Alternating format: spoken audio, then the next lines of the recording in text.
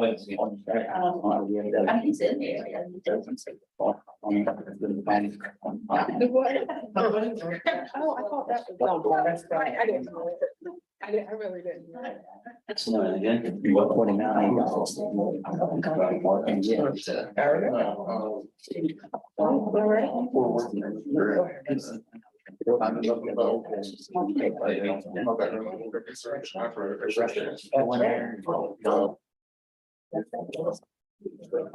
Hello, everyone, and welcome to the Monday, August 21st, 2023 Seaford Board of Education meeting.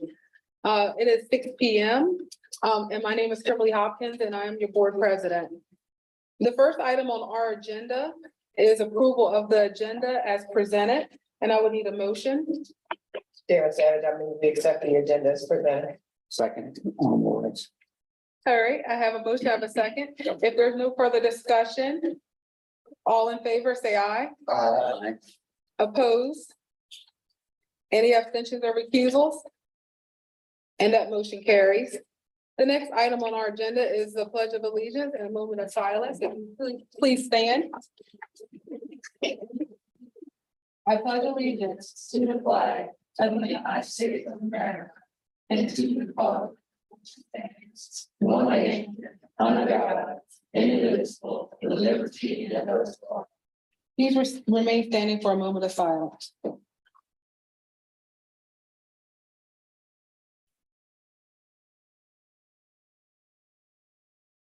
Please be seated. The next item on our agenda is approval of minutes, and we actually have 3 sets of minutes to approve.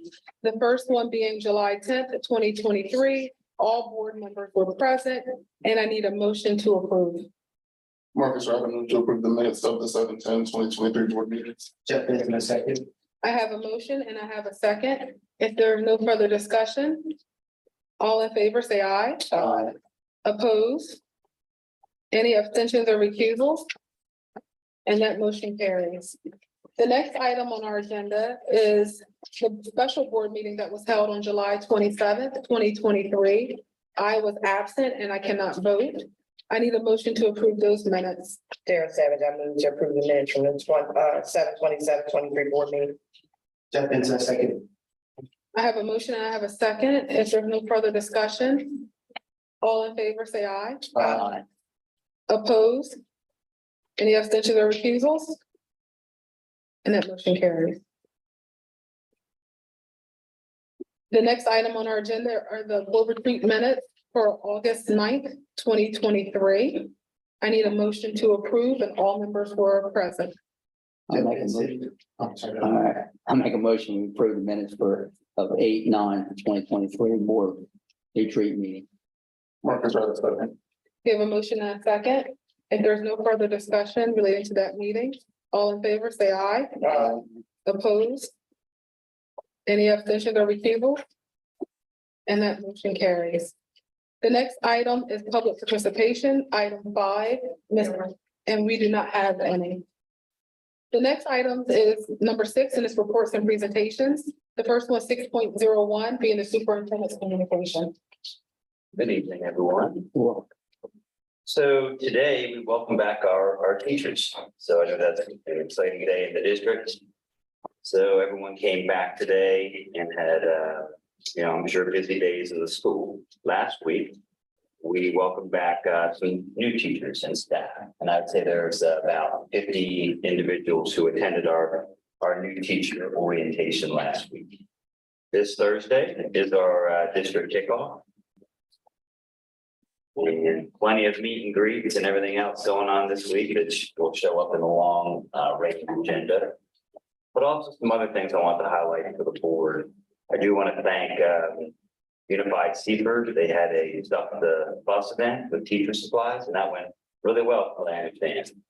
So they've been partners of the district now for some time, and we do want to thank them for their efforts. Also, the district was awarded a $20,000 pipeline grant from the Department of Education.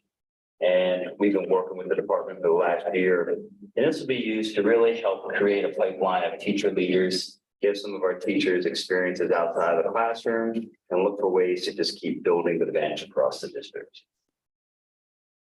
And I would like to thank Senator Richardson and Representative Short. And just like with the wellness center that we talked about, they really helped us fund with the support of the district, called an access road to the back of Frederick Douglass Elementary School that will really help with traffic, getting deliveries in and out of there instead of having to come through the backside.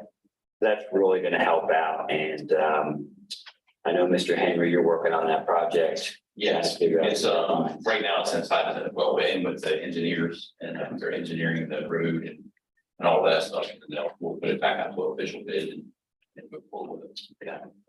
And we just really appreciate the community support on accessing funds. And also, I'm not sure if the board has all received the invite yet, but the wellness center at Frederick Douglass is looking great.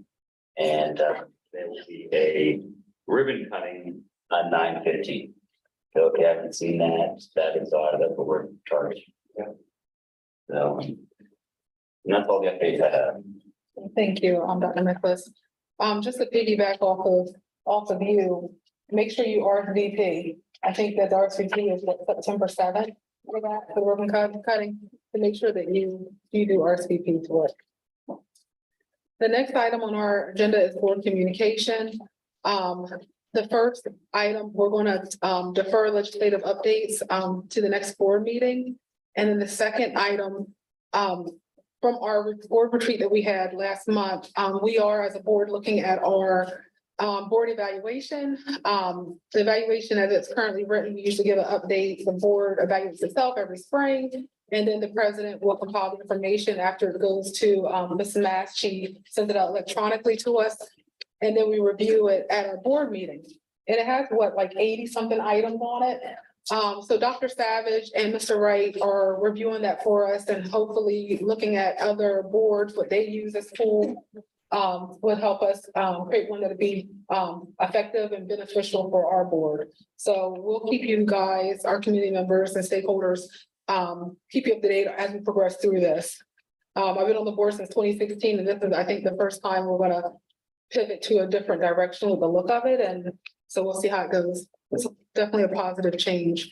And the next item that we have on our agenda is something that was slid over to me earlier today. So I had to hide it. Yes. But this is for you, Dr. Nicholas.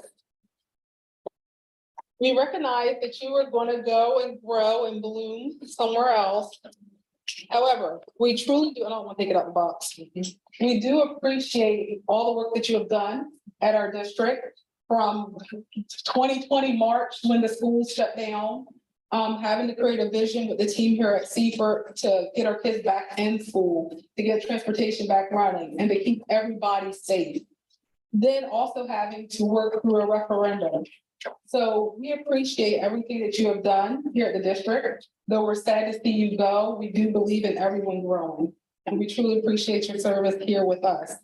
So this is for you. Thank you.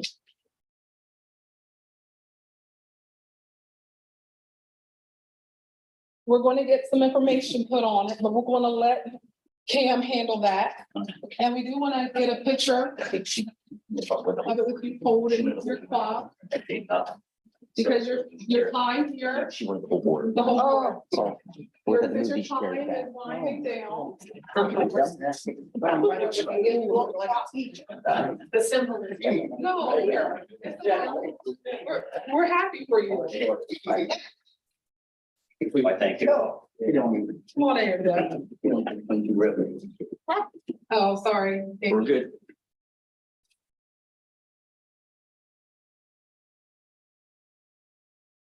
Thank you. Thank you.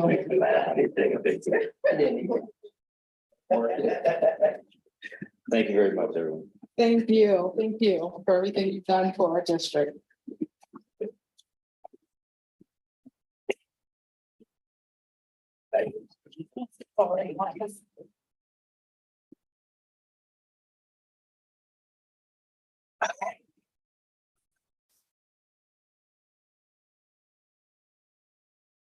And have a blue background for the Senate. How about that? Pretty special. Go Jay.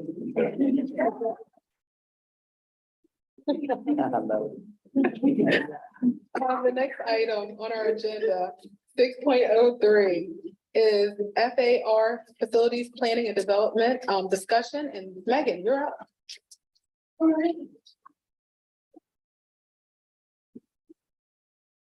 Good evening. So policy FA, which is facilities planning and development, has been in place since 1986 and revised in 1997. What is in front of you today is a regulation that would really support the policy and allow the flexibility for us within certain financial parameters. It would be up to $50,000 to make decisions on site. And based upon the threshold, the decision could either be made by Mr. Douglas or myself up to a certain threshold, then the superintendent up to another threshold, and anything $50,000 or above would obviously come to the board. But this would allow us to make instantaneous decisions, but then afterwards bring it before the full board to ensure that you're voting on it and have documentation for future audits. The language itself is very similar to examples we received from other districts. And I think this is a really nice tool to have in place as we continue to move forward with the construction process. Any questions? Do we have, I mean, I definitely understand like this is good, but do we have any idea like how much, like you said this year, not having this policy is like backing us up on construction projects? It's not really back us up, Marcus, but it is holding this, I mean, it's holding a few projects up, but it's like authorized allowance, that's what I wanted to explain too, and later, talking, but it's like authorized allowance is actually built into the project, so we build a certain amount into the projects anyway. So this would pretty much allow us to just go in and use that allowance as we see fit.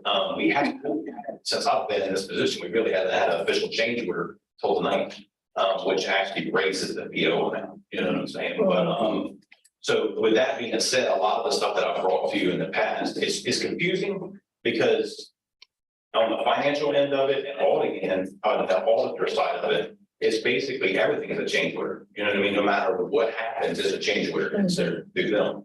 Officially, a change order is only it's only when you change the amount of the PO. So an authorized allowance. So say the Fred Douglass School Based Health Center, we built $40,000 into that. Just knowing that with 100-year-old buildings, that we're going to come across things that are going to change the amount that, you know, that work.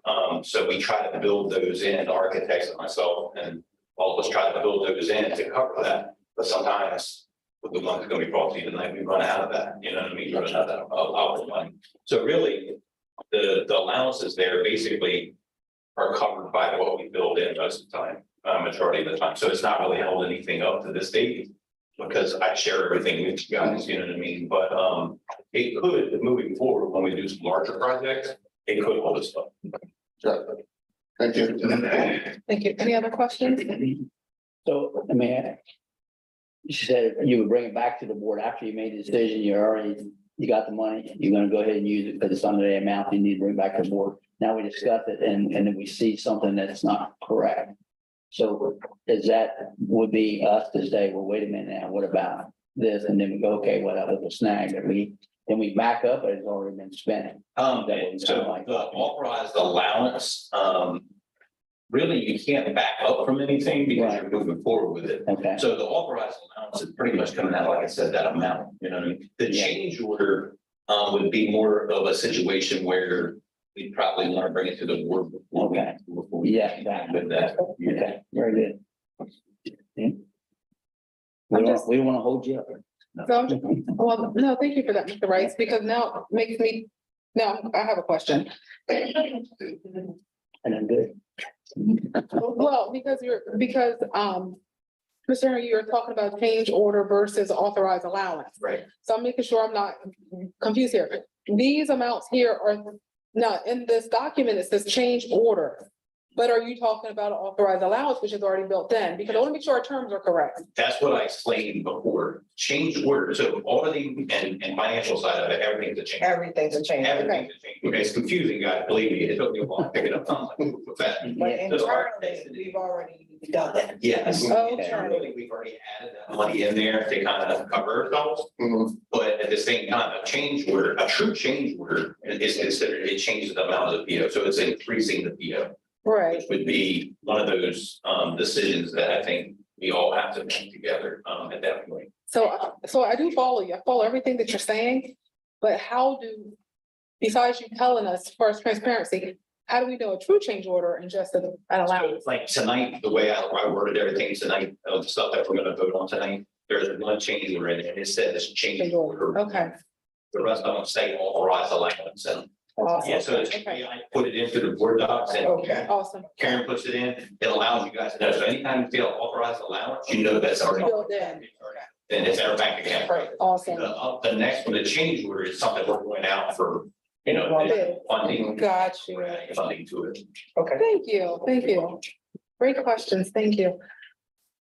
Awesome. All right. So there's no other questions on that. Megan said I already sat down.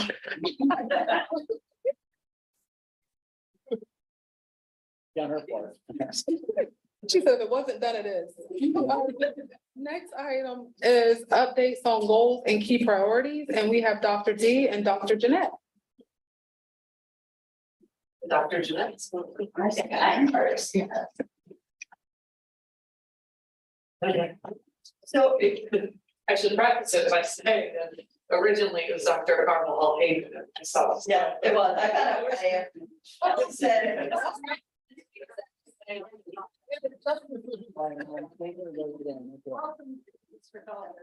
Presentation of order.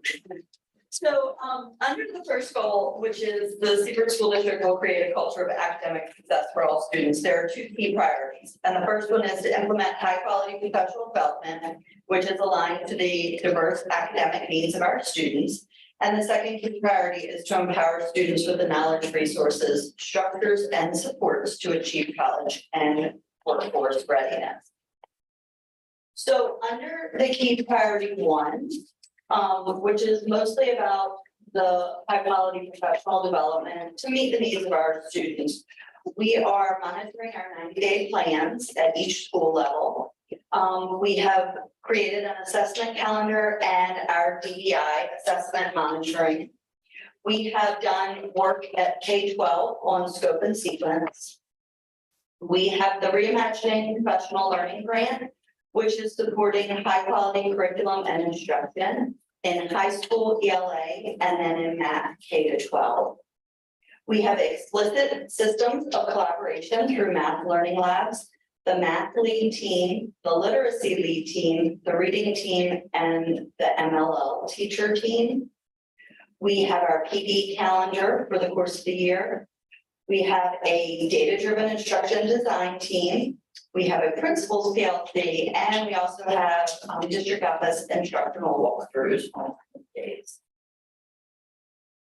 Under key priority 2, about empowering students with knowledge, resources, and support to achieve college and workforce readiness, we have SAT. The high school has worked on their master schedule. We have worked to facilitate dual enrollment, college partnerships, and AP coursework. We have organized college admissions representatives to visit Seaford High School.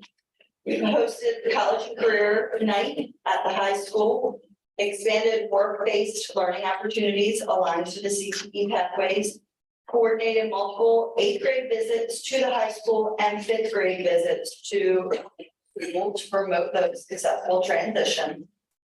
We are working on the pre-K bookworms alignment, and we have provided additional support for kindergarten registration. And we have been working on coordinating credit recovery and summer.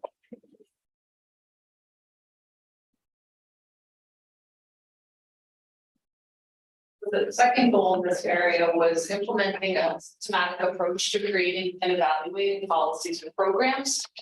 And last year at this time, a lot of the conversation was about the use of ESSER money and making sure that it was aligned to the programs and policies and all of the things that we were working on as a district. So I wanted to make sure that was embedded into the key priority that I was focused on, so that accountability came back to me this summer. To say, okay, did we align those ESSER monies to the work that we were trying to do? And as an example of how my mind works, I'll have a nice chart here. And I'll start with actually facilities and student supports. As you can see in the middle there, I'll start with that funding. We used ESSER money, IDEA 611, which is the regular IDEA money, IDEA 619, which is preschool IDEA money, and then preschool tuition. If you remember also last year, we discussed preschool tuition rates for our typical peers. And so using those preschool tuition, have also been able to just roll that right back in to our preschool programming. And have been able to do then the work over on the left. That preschool licensing going, if you have a chance, please go over and visit the preschool wing. We now have a committed cafeteria space, which is going to allow our teachers to have not only collaborative planning time, but also God forbid a duty-free lunch. Right, so we also are planning for a separate secure entry at the far end of the wing that will have swipe cards and the how many patches the video phone, Video cameras. the video cameras. Because part of the goal of this was removing some of that burden on the high school staff of also dealing with 5 additional teachers, the therapists, everything else that comes with a preschool, and letting the high school focus on high school. So traffic, everything will now come to that end hallway entrance. We made storage and purchases, some playground improvements, and that was actually district-wide with our playground improvements. We're working on code compliance, and future plans will include a secure interior access to the preschool wing. We're still working with legislators on some of the licensing particulars. Again, if you recall, the school districts used to be exempt from preschool licensing requirements. They changed the rules and said, okay, school districts, you now need to do this. There's been enough kind of confusion and also, I'm going to call it pushback, but enough overlap of the things that we're already doing that maybe don't match with the licensing. We'll kind of see where that ends up, but we're moving forward as if we were going to pursue licensing. And one of those things is also a secure partition between the high school, right? Also with a swipe card entry, because we also have to provide access into the nurse and wellness center because they would be on the other side of that entry. And then student supports. We did hire an administrator for preschool to lead that work that had to do with licensing, but also to provide the professional development with a small d, for our group of educators in the preschool. They've been doing a fabulous job for the last 8 years of kind of running themselves with folks like Mr. Cameron, with the other principals at the high school, but they deserve to have that committed support on a day-to-day basis, and just was able finally to figure that out through IDEA 611, 619, tuition money, just kind of started carving that apart to be able to support that position. We've tweaked our supportive instruction, our homebound processes to better support students. And the part I'm really excited about, vocational employment opportunities. moving forward at the high school, we have a contract with Community Integrated Services going into next year to do vocational and pre-employment work outside of the school for some of our students who struggle the most with being successful in a regular school setting. So giving them an opportunity, take your classes, be successful, and then come on, let's go do something else and let's see where else you can shine. And then we have our stakeholder engagement who was involved in all of that work. And then finally, Mr. Hill to talk with us about technology. We've made sure that technically speaking, that when we started our project a couple of years ago, what we're really calling modernization of the district, like the infrastructure, we wanted to go in and do an assessment of where we were. Things were really outdated and really just were, in many instances, costing us more to operate old technology than it was to do the modernization. So we worked really hard to go in and modernize all that, trying to always look at lowering the ongoing cost at the same time. So looking at more efficient ways of doing things. We've tried to, as I think has been stated, look at other avenues than just local funds for doing those. There's been a lot of programs over the past few years, not just from the ESSER standpoint, but from E-rate and Tech Block Grant and some other ways, so monies that we get outside of the local tax base. We've been able to do that and create a multi-year budget to support that. So right now, we've got about a 10-year budget that we basically know what it would take to support ongoing technology expenditures for the district. With that being said, we've done everything from flat panel TVs with iPads and Apple TVs to do interactive classrooms. That was at about half the cost of the smart board replacements would have been. That was done though through a teacher outreach session, just like we did the board workshops, and we asked the public what they wanted. We did the same thing with teachers and said, what do you want? Like, we can make a decision for you, but they went through and they said, you know what, we really don't want to do it like we've always done it. We want to do something different. We want to engage the students differently. So we've been able to do that. Your phone system now is cloud hosted, doesn't go out on the phone or when it rains. Phones don't go out when it rains. Upgraded wiring. This is stuff that, inside these buildings, so I think as Doug has mentioned, some of the buildings being close to 100 years old. Updated wiring plays a big part in connectivity issues that y'all had in the past with testing.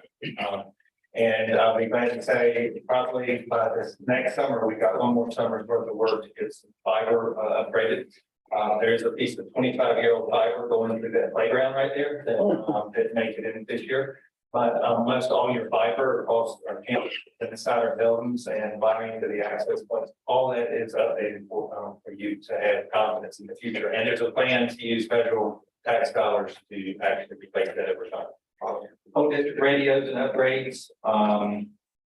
We've got a camera system that at a later time we're going to show you.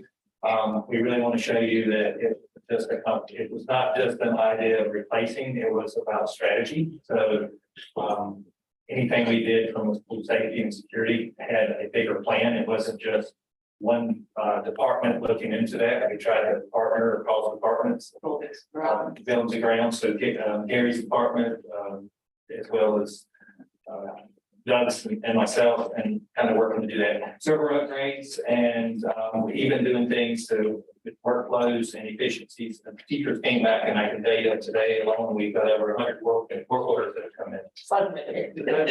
Yesterday we had a handful and they teaching them back. But if we can be more efficient with our manpower and our resources, that's a resource in and of itself. It doesn't cost. If we know how to manage our people better, we can actually cut costs. But personnel is one of our larger expenses. So we've tried to do all that over this past couple of years, and I think we're at a good point where the next year we're going to move away from reacting to things and be able to move into proactive process policy. We also had the combined report system that we had put in, so it's both of us together now. So the teacher can basically go in and see IT and buildings and grounds issues and note them all in that same report. That's fine. That goes back to the partnership. We try to make sure that we're all working together. we're a team. It's a great partnership, to be honest with you, best I've ever had for a technology. Point blank. I'll leave that alone. Thank you. Do you have any questions for me? Yeah, can we go, well, I got this feeling for Dr. Jeanette, but you just got here.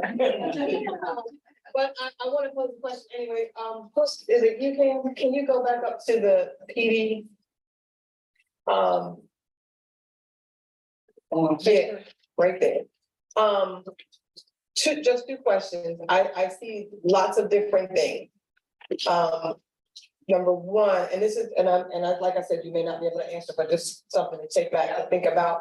Are we looking at P-cell standard 6, P-cell standard 7? How are we determining this is what we want to do going forward? What's the rubric? What's the measuring stick to determine which way we're going with PD? And then second, is there a district-wide instructional focus? Is it, because I know we were talking about curriculum alignment a couple of years ago, is that still the focus everywhere? And is all of this PD leading to that? Just those two questions, but I know you can't answer, just stepped in there, but if you could think about that and just in your plan, Absolutely. I would just love to know, how that works. We can certainly share that. Yep, with board. Absolutely. Market point out. Mr. Hill, on technology part of it, you're saying you gotta run a fiber line across from the school over there. I'm thinking, okay, what, all this fancy satellite stuff we got, that's not able to do that, still gonna do the hard wiring, is it basically the best way to go? The best way to go is always have a dependable line that works today, but every classroom now has an access point that is wireless, every single classroom. But there's an upgraded wire that goes to every access point, and that's what we're doing basically, is upgrading those wires to get them the service. Yeah, the wire is by far the most reliable. Yeah, well, I was saving in the military, so we ran them up the cable for a long time, for about 10 years, and we started getting fine, and we give them 200 satellites, so save a lot of soldiers. We have wireless to the football field right now, but we find that weather and other things kind of help break that up a little bit for us. Yeah, does that. Future plan is to even run fiber to there and it's talking. Oh, okay. Thank you. Thank you, Dr. D and Dr. Jeanette and Patches. All right, next item on our agenda is 6.05, school nutrition program procurement review discussion. Megan. And I'm actually going to turn it over to you. Mhm. Well, I'm happy to say that our procurement audit, we got on Thursday, the 16th, our closing letter. So we can kind of put this to rest. They approved our corrective action plan. Overall, we didn't do as bad as I was expecting, just talking to other supervisors. And for this audit was for the 21-22 school year. And so that was, coming out of COVID, there was a lot of work that had to be done, especially with language of contracts. And so the government support services, they worked really well with nutrition services and supervisors to get the exact language that we needed these contracts in. And so a couple of our findings were about the language of the contract, which has already worked its way out. So, that was something we didn't really need a corrective action. They had to state it, but we didn't need to really resolve anything. We had some other issues with how we ordered. We have to order things on a bid. There were not really great processes in place, so we are working very hard to get the processes in place. Megan, Amy Steele, my financial secretary, and I, we went to procurement classes, and they were very informative. And so anytime they offer more, we're going to go, because it is a lot to wrap your mind around. And DOE, they were a great resource during this process, and I'm going to utilize them to the maximum. That way, whatever process I have in place, I'm gonna send it to them. Am I on the right track? And then kind of go from there for the next audit in 3 years. The most important takeaway, other than the August 16th letter, which kind of closed out the entire process, is that there were no fiscal implications to anything that took place during the audit. So we didn't have to pay back any funds, and I think Julie and I mentally were prepared that we may need to, but at the end of the day, it was zero. Any questions? No, thank you, Ms. Julie.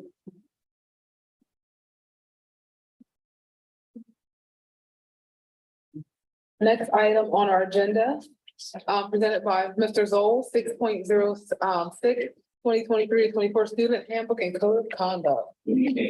So our student code of conduct in our handbook, for those of you who have been around for a while, old blue attendance at this point. Was a work in progress all last year. I met with a group of teachers, administrators, and parents on developing the entire handbook. Every building in our district was represented on the committee developing. So most of the things in the handbook are things we have to send home each year. For instance, our policy on FERPA, sexual harassment policy, the suicide awareness policy, things that must be available to parents at all times. And having this available on our website allows us to meet state guidelines, but also make sure that our parents have access to all that information in one place. The second thing that we worked on tirelessly was the code of conduct, which begins on page 19. So these are the guidelines for both teachers and families on consequences for behaviors that can happen in school. We use the mindset of working with our students for a majority of our consequences, trying to use a teaching mindset and change behaviors instead of simply relying on strict consequences. We know students are going to do things that break rules, and our goal is to minimize and work with them to make better choices. None of the consequences are set in stone, except for, of course, major offenses like assault or arson. Instead, the guidelines for both teachers and administrators on how to deal with behaviors both in and out of the classroom. Another nice thing about this document, it's a living document that can and will be changed as the policy and our personnel may change. For instance, next thing on my list that I can present to you is the attendance regulations, which after presenting to you will be changed in the handbook right away. So that is why we'll not be actually printing it this year and sending it home, but it will be available on the website and updated as needed throughout the year as policy can be changed. Thanks, Jason. And it does take a motion, which also saves a lot of money.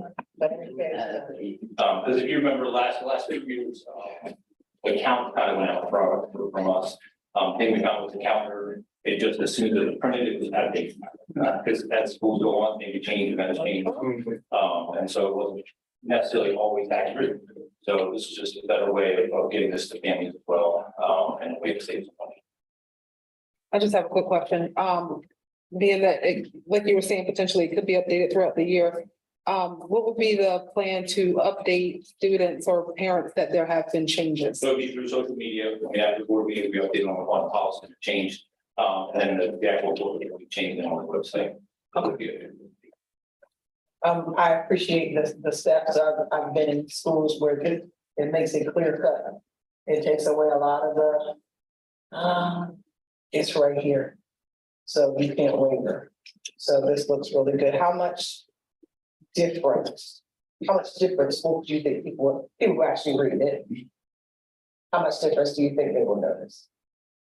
I mean, the code of conduct, I would say, is not a huge difference from what it was in that whole handbook. I think that should be dealt with in the classroom, should be dealt with in the classroom, and that's where some of that like level one things come in. So in a sense, it's really not a change. Some of the policies that we're doing this year with students that do have all the tests for whatever reason, when they come back, that's referenced as well, was meeting with them, more plans. So again, going back to more of working with the students, trying to get that teaching mindset in, ways to do better and So last question, I know a neighboring district has just removed the sort of practices. What is our stance on that? I mean, our stance on code of practices, we think code of practices, while the wording can be misconstrued in a lot of ways, I think a lot of people don't truly understand what code of practice. Correct. And the one thing I would tell you, code of practices do not take away consequences. You are correct. Yes. The point is to take that consequence and turn it into a learning opportunity. So it's not just spending a kid out of school. If they get into a fight, yes, you can get suspended out of school, that's what we have to do. Just to clear the air and make sure things are good in the future, but then it's meeting with that student or both students when they come back to develop a plan or to work on mediation to make sure that it doesn't happen again and that the school continues to do so. I need you to say that so we're on the record. That's what I asked. Thank you. Any other questions? Yeah, that's good. All right, so since you're still standing there, the next item is 6.07, JH-R, student absences and excuses. And really, it's the next three kind of together, they all go together. So what we did is kind of update the attendance regulations, so the actual policy is not changed at all. But the regulation has, so again, we met this summer, with teachers, secretaries, the group of other districts. And we changed it due to some differences in how the state reports attendance and how we were utilizing attendance codes. So in the state, there are really two different attendance pieces. There's the student accountability piece, which we call SART, which kind of eventually in terms of work if students don't come to school. Then we also have the state report card that is totally different. So one of the things that we're trying to push is we want students in school because we know that the more students are in school, the more they're learning. And we also know from research that you can almost correlate from the time of students in kindergarten to first grade, the amount of days that they miss, correlate very well to kids that drop out. So kids that miss a lot of days when they're in kindergarten, first and second, are the ones that are dropping out of high school when they're in ninth and 11th grade. So our main goal in our attendance policy is to push to have students in our seats. Because we start anybody that the more time a student misses, the more difficult it is. So for this year, we made a few changes. Parent notes and unexcused absences are going to be counted the same this year. And we want to stress the positive. We want our administrators in school to communicate daily with students that are not in attendance to send positive messaging when students have missed 5 days, encouraging them to make sure that students are coming to school, hold a conference and help them plan at your 10-day mark. And then the hold a district meeting conference with myself and our truancy liaison, which is Ms. Jean Briggs, at 15 days to review those plans and come up with what resources we can offer. And then at 20, they do a truancy court. Obviously, medical, court, death and family, and visits to therapists can still be excused. I just have to note from that person as to why they cannot be in school. We also clarify family trips because in the old regulation, for some reason, family trips was different, 6 to 12, but it was K to 5. So we made that just a district-wide policy. And then we also made the START process, for some reason, was different K to 5 than it was 6 to 12. We made that one solid process as well. So when students that are going through the system are not changing the way we look at attendance.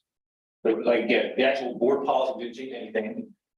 We updated the regulation, and then there were 3 exhibits that went with this. The first one was a contract that we don't use, so we're deleting the contract. JHE2 is becoming JHE1, this is JHE1. This is just the family trip application that all schools are using throughout the district. And then JHE13 was like a duplicate, so we're deleting that. I'm not sure why that's actually in.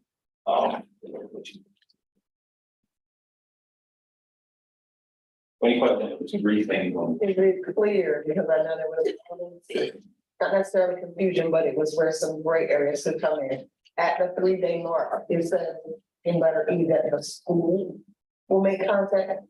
Who is doing that? That's the secretary of the principal, and really they should be doing it every day, because we send the automated calls out every day, the students out, so they're getting it all the time. Schools and teachers are supposed to contact, so different levels going to be different. K through 5, it is going to be the teacher more, because they need them constantly. At the 6 through 12, we'll probably fall back on the secretary and principal. And then the 5-day work, when the first letter goes out. Thank you. I like it. I like the consistency across K through 12. I think it decreases difference for error. Yeah. So I like the cleanup. I like the cleanup. How's that automated system work when you send an automated call out? You know, how do you know that they got through or didn't get through? What happens? It just doesn't do anything? I mean, you can't say you know for sure that it goes through. Right. So we are kind of looking at a system this year. We started piloting at the end of last year when we piloted the meeting where they just see it works, that text message that goes through. Because for whatever reason, parents can respond. Now that system actually does show us the numbers that have been called, sent back, and where a parent opted out for some reason. But we do get, we do get a confirmation that they go to the number that the student has listed in these schools. Right. It's pretty efficient. I can tell you, one time the band had to be somewhere before school started. And I got an alert that my son missed school. And you just call in and say, okay, he's with the band, and they, correct it on there. And so, yeah, it works pretty well. Okay. All right, so Mr. Zoll, you cover 6.07, 6.08, and 6.09. I'm just making sure I'm counting it Like for the best. that, I get right through. Good. All right, thank you. Thank you for that. The next item on our agenda, is 7.01 nutrition services meal prices. Very quickly, the school nutrition prices for school year 2022-2023 are staying exactly the same, with one exception, and that is the cost of snacks. Every single student will receive free breakfast and free lunch, their first free meal for each.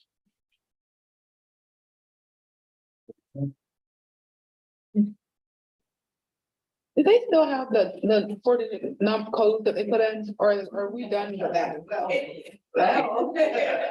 We're upgrading our point of sale system. And so elementary school, they're gonna scan. They'll have little cards that they scan. And then for middle school and high school, we went to their 6-digit employee number. That's student, when you say employee number, that's I'm sorry. state ID. Yeah.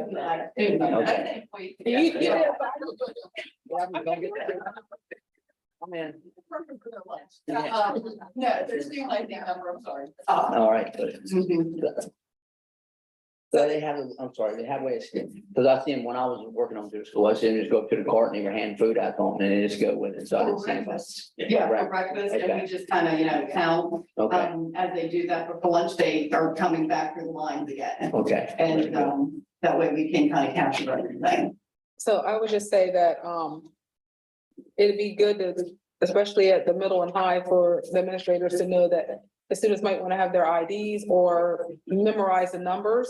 And the only reason why I say that is I was experienced the Chromebook, handout earlier, Right, and those kids didn't know their number. and we do print out cards Okay. that we give to every homeroom, so they can kind of tuck it away. And I think, once, because they use that, Since they were little. yeah, Oh, and they so, forget over the summer. exactly. So it'll kind of jog their memory too when they need to put it in. I know it's good. Awesome. All right, and this is an action item. All right, so this is an action item. Do you have any questions for Megan related to? Mr. Bird is like, no, I do not. All right, so Questions? the recommendation is to approve, so I would need a motion. I move we approve the nutrition services bill prices as presented. Marcus, right, a second. I have a motion, I have a second. If there's no further discussion, all in favor, say aye. Opposed? Any abstentions or recusals? And that motion carries. Next item, 7.02 athletic ticket prices, Megan. So the ticket prices are being held flat again from the 2022-2023 school year athletic year, into the 2023-2024. The only change is that we will be rolling out GoFan for football. If you recall, we started that, we received the devices mid-winter break, so we started in January. So you will see that it now goes to a general admission ticket, either a regular or a senior level one. And we've eliminated the student adult prices. So now basketball, football, and everything using GoFan will be on the same cost structure. Any questions? All right, this also is an action item, and the recommendation is to approve. I need a motion. Marcus, right, move to approve the athletic ticket prices as presented. Jeff Benson, second. I have a motion, I have a second. If there is no further discussion, all in favor, say aye. Opposed? Any abstentions or recusals? And that motion carries. The next item on our agenda is 7.03 memorandum of understanding, Seaford Board of Education and Seaford Support Staff Association, and that is Mr. Cameron. Yes, Ms. Hoffman. So we negotiated a contract, we signed a contract, and after it was done, before it was even, the fact, the Department of Education was generous enough to raise the starting salary for bus drivers, higher than what our was. So we knew this was coming, Ms. Brennan and her group went in and readjusted the rates on the chart based on going back to 2250 as the start point now and escalating as we went through. And it also changes that what we have in the contract for the 2160 to the 2250 for field trips. So this will be an MOU that the board approves, and then the association will sign as well. And we'll place it on the website, on the contract page. And there's nothing better than negotiating contract and getting an MOU the month after, but it's what we have to do. It is for a good reason. So this does reflect the new rate. Yes, Okay. yes, it does. Thank you. And this is an action item and the recommended action is to approve, and I would need a motion. The motion memorandum of understanding for the Cedar School Board of Education and the Cedar Support Staff Association and bus driver salary. That is our second. I have a motion, I have a second. If there's no further discussion, all in favor, say aye. Opposed? Any abstentions or recusals? And that motion carries. Excuse me, can I ask a question about the bus, or are we having any issues with bus drivers, getting bus driver right now? Are we good to go? I know, I see on TV at all these other schools, there's some schools aren't even operating because they can't get bus drivers. No, so with the change over to the three runs, right now, we're in pretty good shape. Awesome. We're excited, we're nervous for the Yeah. first day, and I want to say, that was just, I wanted to make sure. There you go. We will not be, West Virginia where they were like, playing with that. Yeah. Yeah. Awesome. Oh, wow. Thank you.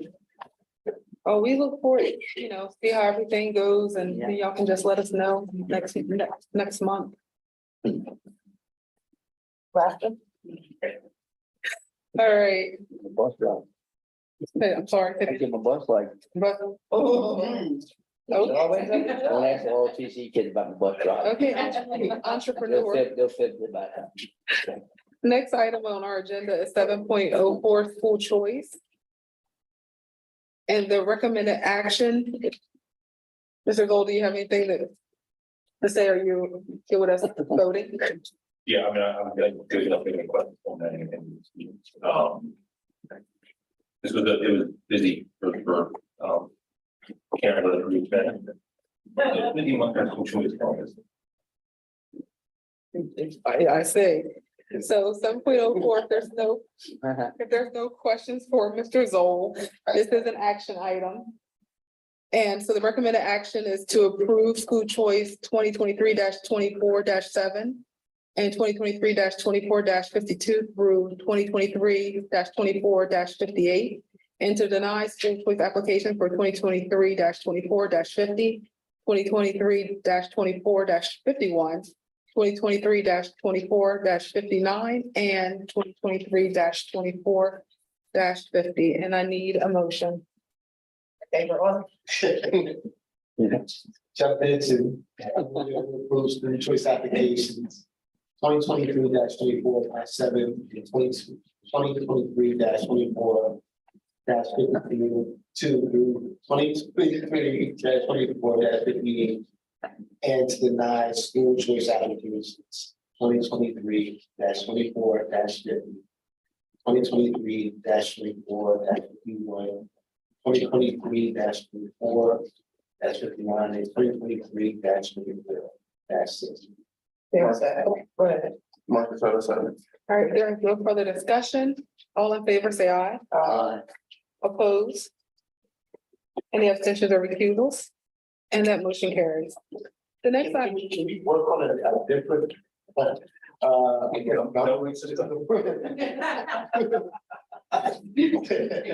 don't, Jeff, you have it down pat though. That's not right. So these are our names. We should have quite a couple You can't of say months. it. No, but I'm saying these are the ones that we approved already. These people. will be coming Here this to school. here, and then the denial story here. Yeah. Mhm. All right, next item is 7.05 field trips, and we do not have any. And then the next item, 7.06, facility request, we do not have any. The next item on our agenda will be presented by Mr. Doug Henry. It is 7.07, award Blaze Elementary School roofing restoration. Okay, I don't know if you will. And Mr. Henry, if you want to just go through all the ones that you have to cover tonight. Yes, and Okay. I wanted to clarify, just sitting there thinking after we had talked about the FA.-R discussion that we had, and the questions that Mr. Rice had, Ms. Hopkins, and Mr. Bright. So I want to give you an example of, and I try to be as transparent as possible with you guys, so I just want to try to clear it up a little bit, because it is confusing. I think even with somebody who knows what's going on, it's confusing sometimes. So I want to give you an example of a change order that I'm going to bring you next month, because of the timing of it, where we had to basically, we're going to be digging a drain up going from the athletic facility around to the middle school parking lot. So we're going to be putting, basically dug the parking lot, cut salt, cut the parking lot, dug it up. And then I had to get blacktop back in it before Monday. And we came across that like a few weeks back, you know what I'm saying? So the timing of that stuff, which is what Mr. White brought up, is crucial sometimes, which kind of pushes back to the FA-R. Those are the decisions that need to be made on the spot. Right. And I need to be able to have and I'm not trying to like cover anything up, it's just being able to make that decision right on the spot and say, hey, we got to move forward, we don't have a choice. Yeah. If we had a choice about it, then it would be no problem to sit back and say, hey, we'll wait for the next board meeting and make that choice. So next month, I'm gonna bring you a couple of change orders that I didn't have a choice in. I had to make that decision, and like I called the architects last Friday and told them the bosses are coming, whether they're ready or not. So we got to be ready, guys. Oh, yeah. They're showing up. So No, we definitely understand that. Otherwise, we would have to pull a special meeting together just to get blacktop, which is needed. So Correct. Absolutely. There you go. We trust it.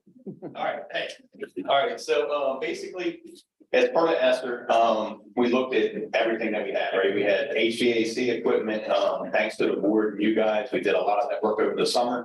And we got tons of stuff replaced and mechanical equipment, stuff like that. This is just a continuation of the ESSER funding. And it's a coating on the blade roof, which is running out of warranty right now, which is going to put us back under a 20-year warranty. We try to keep all of our roofs under warranty just because of the cost and maintain them. And the good thing is when we did the infrared on blades, we only found 2 small wet spots, which was mentioned in a previous board meeting. So it's in really good shape, and actually the funding came in really reasonable, a lot better than what we thought it was going to be, because it's going to allow us to do other efforts along with it. So basically, that's what I'm presenting tonight is we have, we're asking for another word on that contract. The vendor that we have noted in here, and any questions on that? Nope.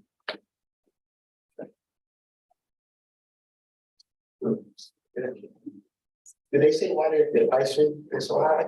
So That's why the prices are different. Yeah, it's just, that's the way bids come in sometimes. So what I'm gonna say is, this guy's not very hungry right now. This guy's really hungry right now. You know what I mean? It's just how much work they have. And it varies, like, it'll surprise you when you open bids sometimes, and Megan's been a part of that process, but you open the bid and it's like 1 month difference could be $200,000 with the same vendor. It's just, he doesn't have the time for it right now. So he's gonna bid on it, you know what I mean, and throw it out there, and if we have to take it, we have to take it. But then there's times when the work is slowing down. I can tell you right now, the work is slowing down, and the phone's starting to ring, and they're like, hey, man, you got any work for me? Where were you at 2 years ago? But, you know what I mean? And so the vendors, are they suggested by the architect or the? So it's just a sealed bid. So what they do is they lay out the scope of work, which we put on the website and all that stuff with, help me out here. with, Government support services, but they also have to attend a pre-bid meeting where we have the architect and kind of the subject matter experts there to basically ask all the questions, give us this understanding of kind of like the base of what we need. Because there's certain products, like there was a standard in terms of what materials they could use. I mean, it's not a difference of tar versus like shingle or something. I mean, Yeah, so the architect and I work together on that. So it's basically we name out, specify what we want to use, like silicone based, like what this is, a silicone based product versus another product that's out there that's not maybe not so good. So that basically all bidding on the same scope of work, you know what I mean? So there's no variances in the scope of work that they're bidding on. It's just how available are they and what manpower they have and all that's kind of what, labor rate. yeah, labor rates is what kind of comes down to. Are they doing prevailing wages? Yes, everything over $45,000 prevailing wage. thank you. Any other questions on this 7.07? All right, next one is 7.08, and this is related to the Seaford Middle School, a change order. So, can you scroll with all this? So this is to install a new ice machine. So what happened in the athletics, we basically started the project and then we realized that we're gonna move the athletic trainer in there with the athletic director, which makes sense. So once we put the trainer in there, now we need ice to be able to ice the knees and do all the things that we need to do. So basically, that's what this change order for. The next one is 7.09. It is for Fred Douglass Elementary School, and it's allowance authorization request.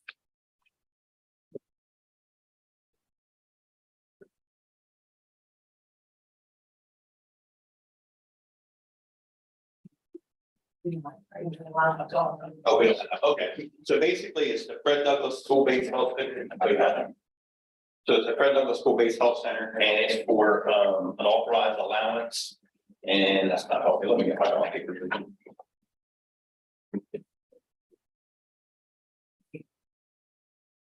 Give me just a minute, very fast.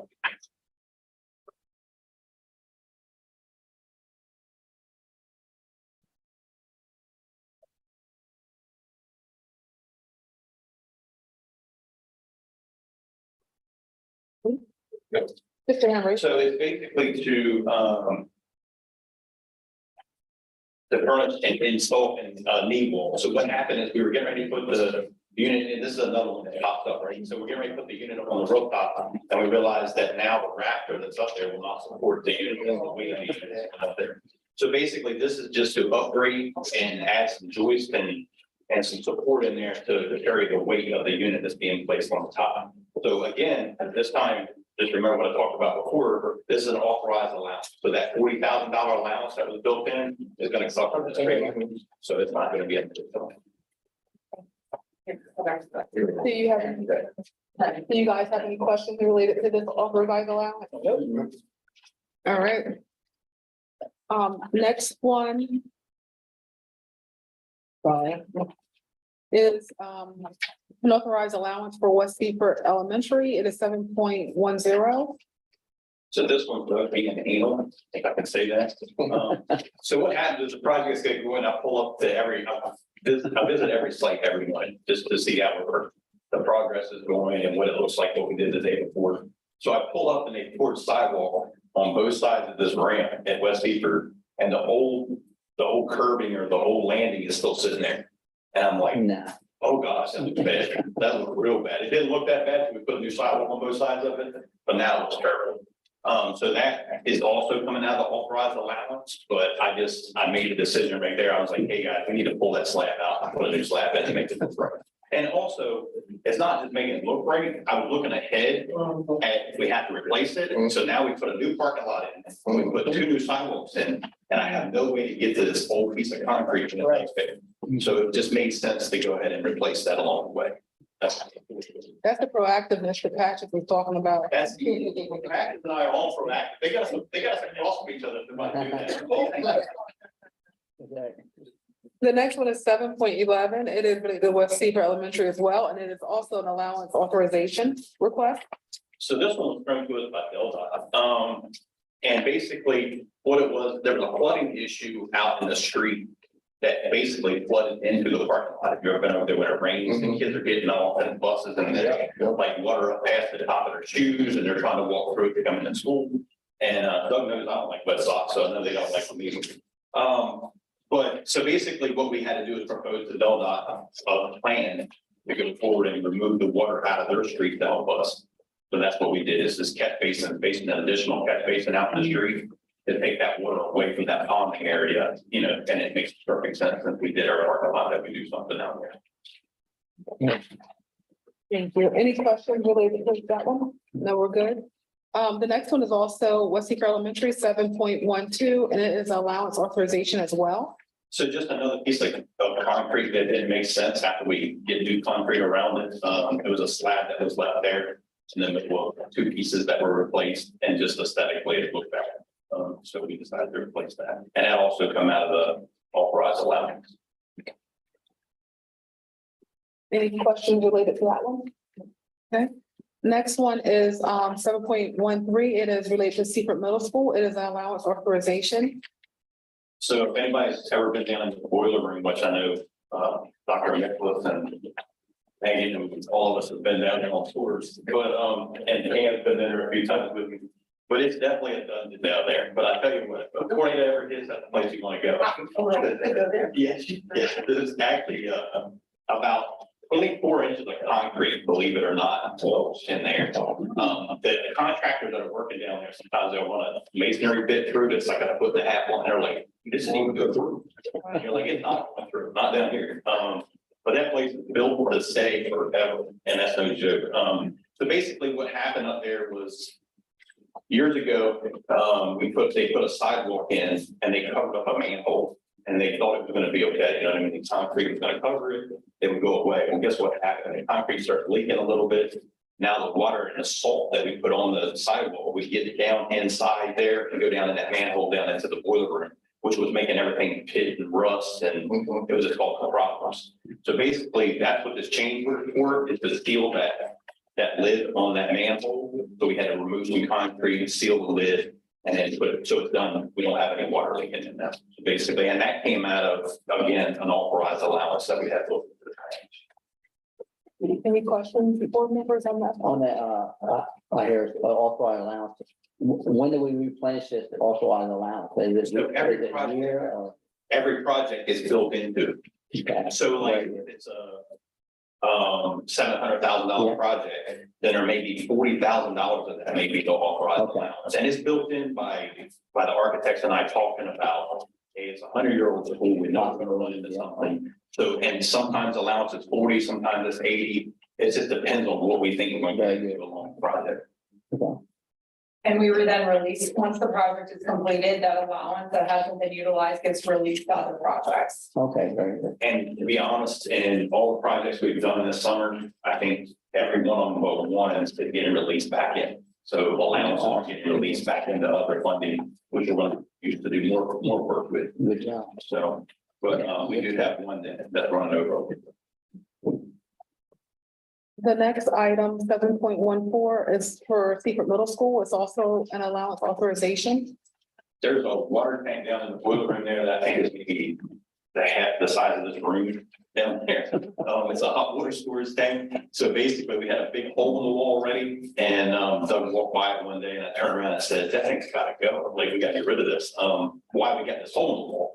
Because we may never have that hole in the wall again for 20 years, you know? So basically I went to the contractor and the architect and I said, hey, that tank's gotta go. And they were like, oh, dude. I was like, no, it's gotta go. Like, we gotta get it out of here. So basically the tank's gonna be gone. And we put a tank with water heater system in there, which is gonna be more efficient to run than that 400-gallon tank that's down there. That could spring a leak someday and then we call it 2 o'clock in the morning. That's when it's gonna spring. So basically this is another allowance authorization, that's basically gonna get rid of a problem area that we could have. The next one is 7.15. It's also related to Secret Middle School. It's an authorization and allowance for athletic facility. So basically, this is one that we came across while we were demoing the whole building. And it was asphalt that was under the wooden floor, which we didn't know about. So basically what they did is they put the floor on top of a old macadam, which is an old parking lot. Yeah, And wow. they put the flooring on top of it, which is not a good thing. So we basically went in and tore the asphalt out and then redid everything like it should be. And it also come out of the authorized allowance. Any questions related to that?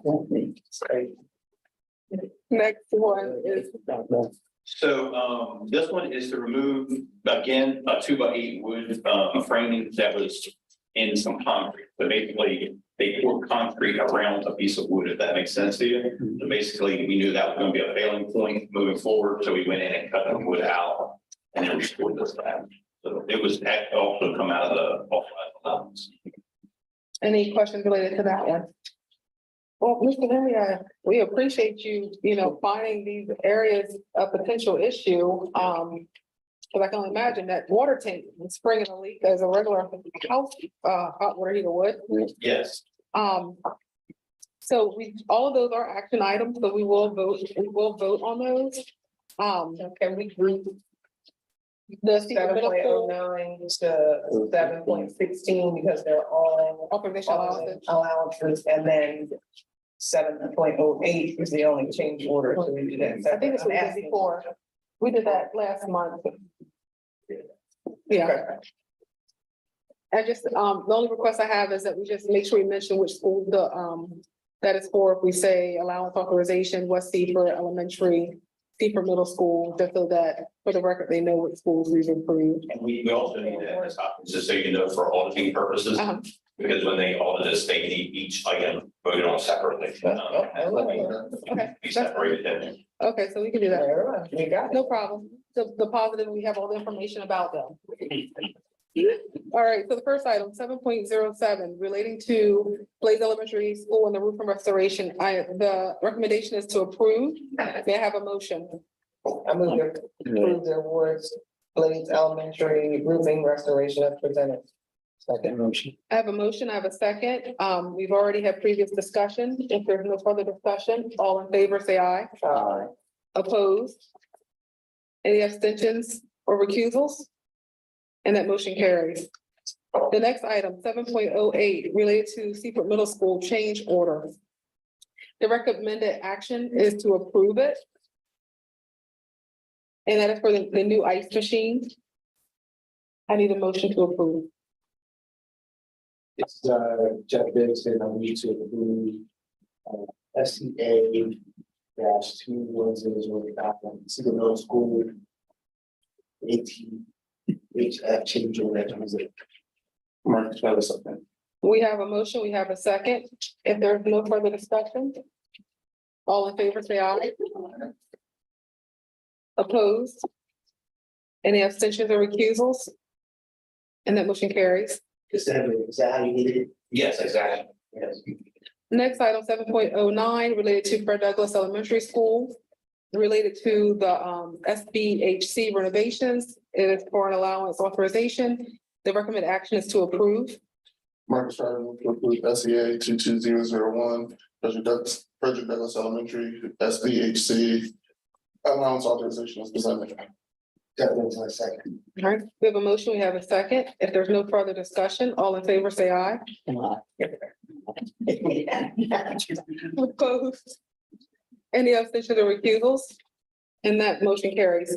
Next item, 7.10, related to West Seaford Elementary School and the parking lot renovation. It is allowance authorization request, and the recommended action is to approve. May I have a motion? I make a motion that we approve SEA 22002, West Seaford Elementary, PLR allowance authorization. Derek Savage, second. We have a motion, we have a second. If there's no further discussion, all in favor, say aye. Aye. Opposed? Any abstentions or recusals? And that motion carries. The next item, 7.11 or 7.11, related to West Seaford Elementary School, it is a parking lot renovation, allowance authorization request. And the recommended action is to approve. May I have a motion? This is Derek Savage, I move to approve SEA 22002 West Seaford Elementary parking lot restoration authorization, allowance authorization as presented. Jeff Davidson, second. We have a motion and we have a second. If there's no further discussion, all in favor, say aye. Aye. Opposed? Any abstentions or recusals? And that motion carries. The next item, 7.12, related to West Seaford Elementary School parking lot renovation. This is a allowance authorization request, and the recommended action is to approve. May I have a motion? This is Jeff Davidson, I move to approve SEA 22002, West Seaford parking lot restoration allowance authorization. Presented. Marcus, try this second. We have a motion and a second. If there's no further discussion, all in favor, say aye. Aye. Opposed? Any abstentions or recusals? And that motion carried. The next item, 7.13, related to Seaford Middle School chiller replacement. This is also an allowance authorization with a recommended action to approve. May I have a motion? Marcus, try to approve SEA 21005, Cedar Middle School, MVP 1. Allowance authorization is presented. Definitely a second. We have a motion and we have a second. If there is no further discussion, all in favor, say aye. Opposed?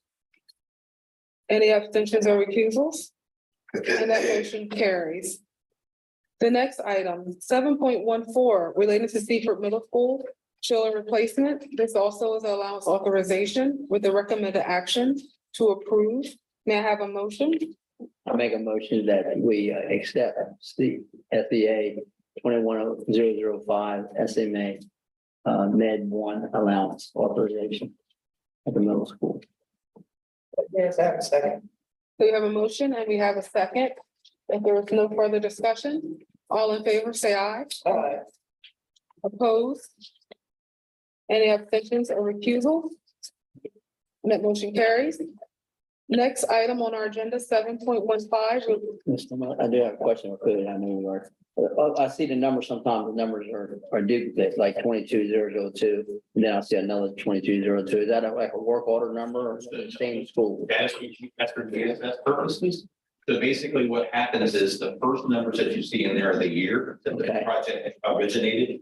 And then the second is the project or the remaining Okay. numbers are the project numbers. So we could have like this year, we could have a 24001 up to a 24009 or something like that. So that's basically. Cool. Thank you. Good question. Next item, 7.15, relating to Seaford Middle School athletic facility. This is an allowance authorization request. Recommended action is to approve. May I have a motion? This is Darren Savage. I move to approve SEA 21005 Secret Middle School athletic facility allowance authorization as presented. Dr. Charlotte, second. We have a motion and we have a second.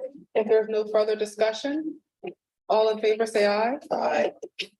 Opposed? Any abstentions or recusals? And that motion carries. Next item, 7.16, related to Seaford Middle School athletic facility. This is an allowance authorization request and the recommended action is to approve. May I have a motion? Jeff Bates, I move that we approve SCA 21005 Secret Middle School athletic facility allowance authorization and facility. Marcus Charlotte, second.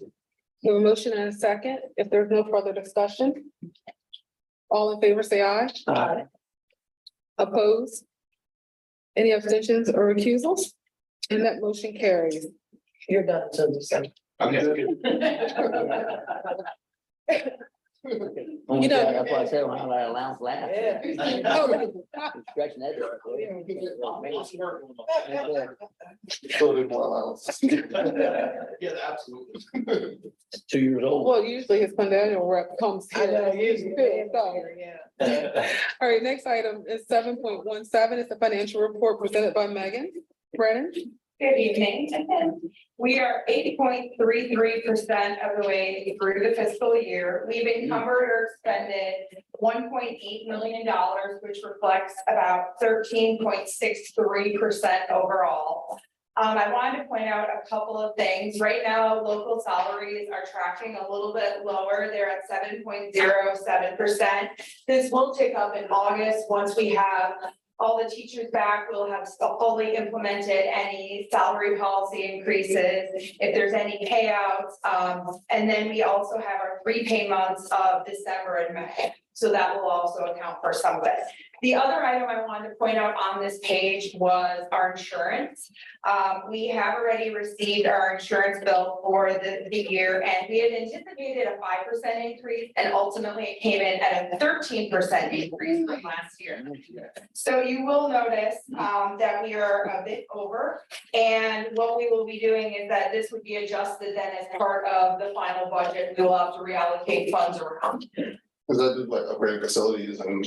Trend factors. Exactly. It has to do with our past payout, court cases and involvement and things like that. It's up across the board.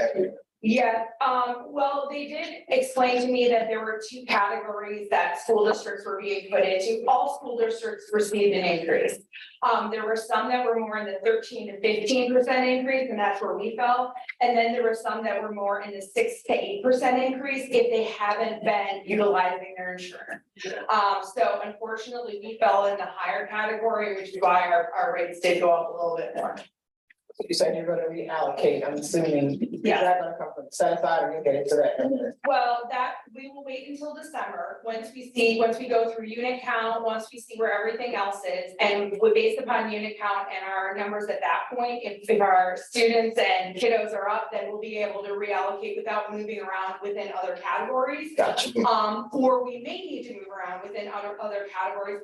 We obviously do not know where we're gonna be with choice and charter. There's a number of variables on here, and that's why this is just the preliminary budget. And we'll be coming forward in December with the final, once we also went through Mr. Cameron's unit.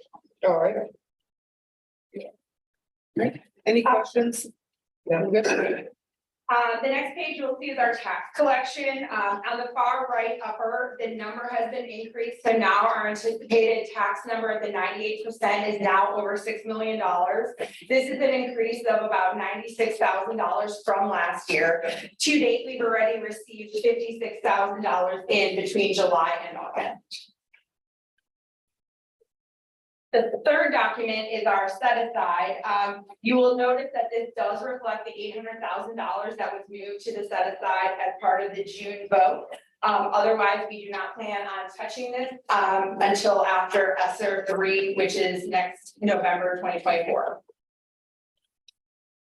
Finally, in terms of the financial documents, we have the revenue report.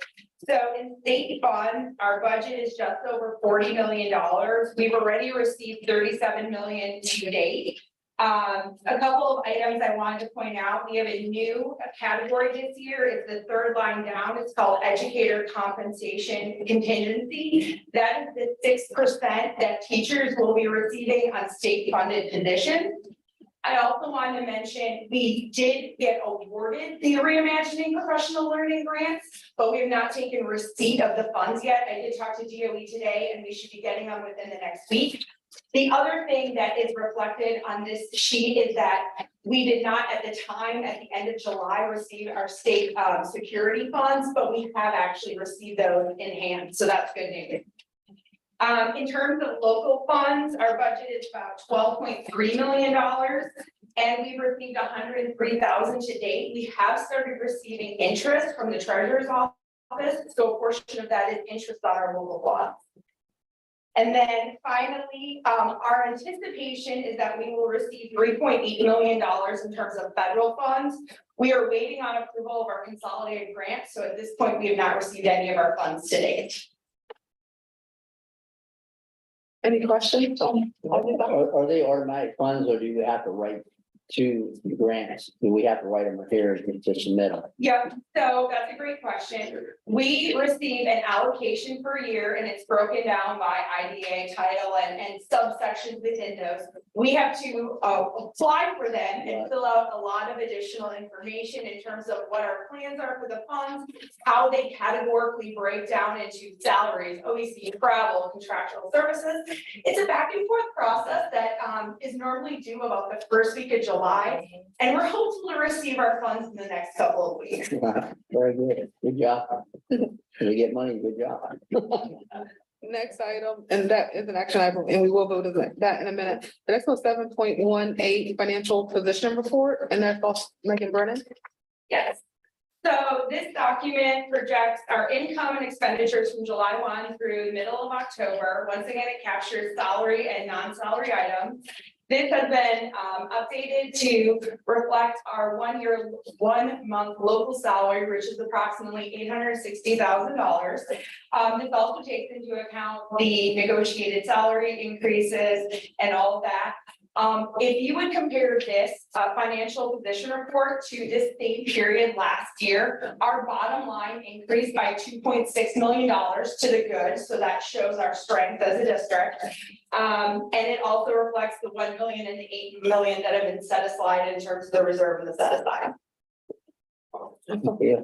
Any questions on this document? Thank you, Megan.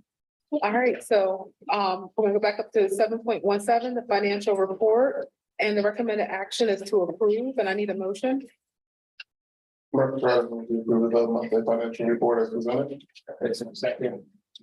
We have a motion and a second. If there's no further discussion, all in favor, say aye. Aye. Opposed? Any abstentions or recusals? And that motion carries.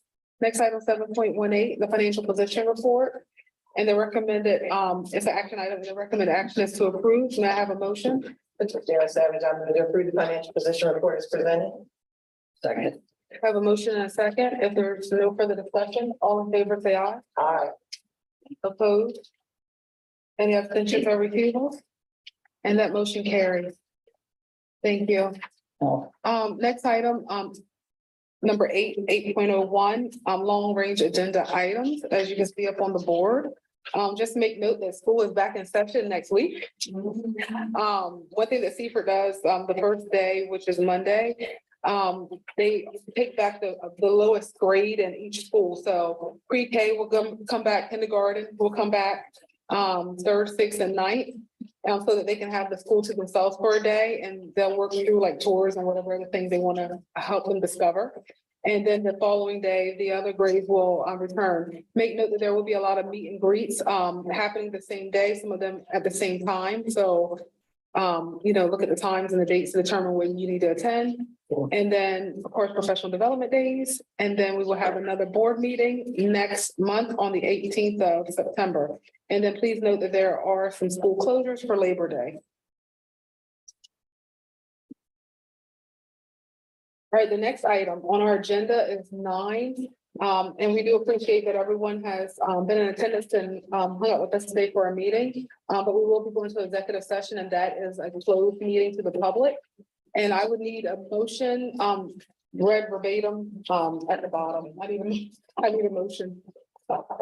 Darren Savage, I move to enter into executive session, to discuss legal and personnel matters, discussion and or potential action to fill the forthcoming superintendent vacancy on an acting or permanent basis, and or to discuss and or discussion of the process to select a new superintendent. Thank you.